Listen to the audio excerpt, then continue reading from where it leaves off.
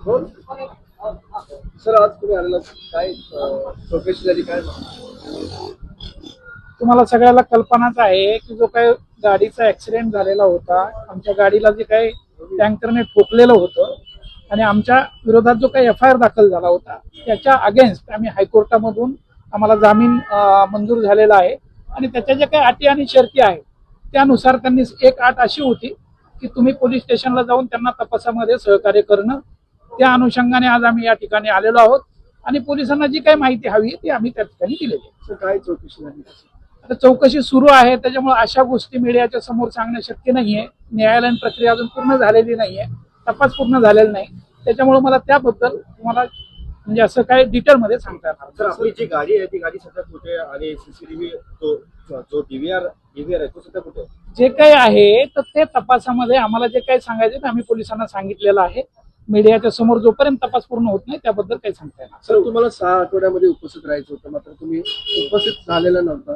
तुम्ही जर ती ऑर्डर बघितली तर त्याच्यामध्ये असं म्हटलेलं आहे की when police will call you have to attend the police station. आम्हाला जेव्हा बोलवलं तेव्हा आम्ही इथं आलेलो आहोत. त्याच्यामुळे किती आठवड्यामध्ये जायला पाहिजे होतं असं त्याच्यामध्ये काही म्हटलेलं नाही. अजूनही आम्हाला 4 वेळेस बोलवलं पोलिसांनी, तिथे या ठिकाणी यावं लागेल. सर एवढ्या दिवस पोलिसांनी बोलवलं होतं तुम्हाला चौकशीला? बोलवलं असतं तर आम्ही आलोच असतो. त्यांचा पण काही प्रोसेस असेल. एकदा अंतरिम जामीन तुम्हाला अटकपूर्व जामीन मंजूर झाल्यानंतर त्यांची काही प्रोसेस असेल, त्यांचा तपास सुरू असेल, जेव्हा ते बोलवतील तेव्हा मी करतो. मात्र सर आपण बेलापूर न्यायालयामध्ये अटकपूर्व जो जामीन आपला फेटाळला होता त्यानंतर आपण फरार होता. नेमकं आपण फरार कशासाठी होता? फरारचा विषयच नाहीये. तुम्हाला जर सगळ्यांना माहिती असेल न्यायालयीन प्रक्रिया आहे, तो आमचा राईट्स आहे. जर कुठं खोटा FIR आमच्यावर दाखल होत असेल आणि जर आम्हाला त्याच्यापासून पोलीस अटक करणार असतील तर ती प्रोव्हिजन आहे की तुम्ही कोर्टामध्ये जाऊन अटकपूर्व जामीन घेऊ शकता. त्या प्रोव्हिजन प्रमाणे आम्ही घेतलेला आहे. पण आपण अपहरण केलं की नाही केलं? मुळीच केलेलं नाहीये. अपहरण करण्याचा विषयच येत नाहीये. गाडीचा ऍक्सिडेंट झाल्यानंतर अपहरण कोणी करत असतं का? उलट आमच्याच गाडीचं नुकसान झालं, त्या लोकांनी विनंती केली होती हेल्पर यांनी की साहेब तुम्ही पोलीस केस करू नका, आमच्या नोकऱ्या जातील, म्हणून आम्ही एक सहानुभूती म्हणून पोलीस केस केली नाही. ते म्हणे आमच्याकडं गाडीचा इन्शुरन्स आहे, पाहिजे तर त्या इन्शुरन्स मधून तुमच्या गाडीचं जे काही डॅमेजेस होतील तर त्याच्यातून भरपाई होईल आणि बाकी तुम्ही काही करून घ्या, या भावनेनेच तो आमच्या बरोबर आला होता. आणि नंतर काय झालं आणि त्यांनी त्याचं स्टेटमेंट बदललं मला काय माहिती. पण असं देखील म्हटलं होतं जो ट्रकचा क्लिनर आहे त्याला आपण पुण्यामध्ये 2 दिवस लपून ठेवलं होतं. नाही, कुठं लपून ठेवलं होतं ते माहिती आहे तुम्हाला? आपल्या घरात मिळालं असं बिलकुल नाहीये.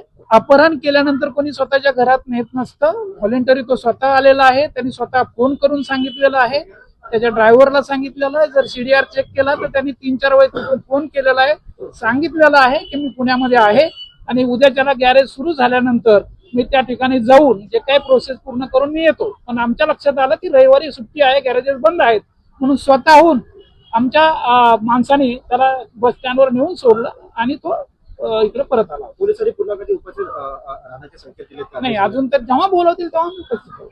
आपण सहकार्य करतो, प्रश्नच नाही. का बरं? पोलिसांना काय, हे माझं काय म्हणतो आपण एक कर्तव्य आहे, ते कर्तव्य माझं पूर्ण करणार. आपल्याला असं म्हणत की आपण निर्दोष आहात?